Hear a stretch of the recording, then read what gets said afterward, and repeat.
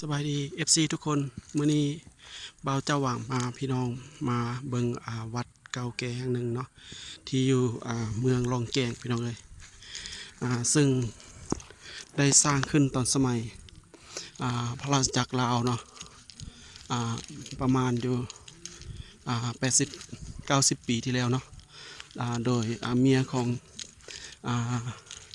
นายพลวังเปล่าเนาะที่ว่าสร้างวัดแห่งนี้ไว้เนาะเป็นวัดหลักเลย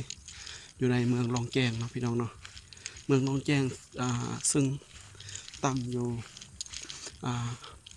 ภาคเหนือตั้งอยู่ภาคเหนือเนาะตั้งภาคเหนือคือแขวงไซสมบูรณ์เนาะพี่น้องเนาะ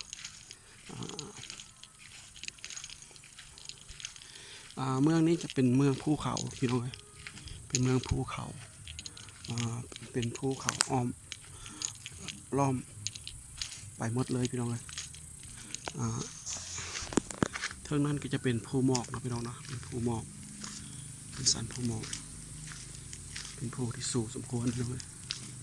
นั่นก็เป็นหอกุฏิเป็นหอเทศนาเนาะเป็นหอเทศนานี่ก็จะเป็นหอกองนะพี่น้องหอกองเครื่องสร้างพุทธศาสนาพระพุทธรูป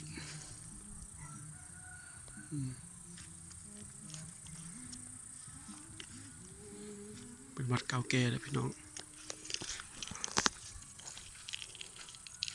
เพิ่นว่าตามเราคานมาเพิ่นว่าสร้างตอนสมัย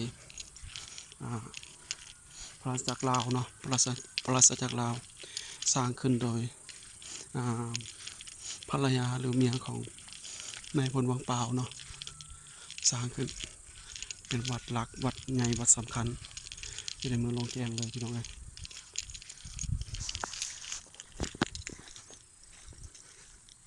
ถือว่ามีบุญวาสนาได้มาเห็นวัดนี้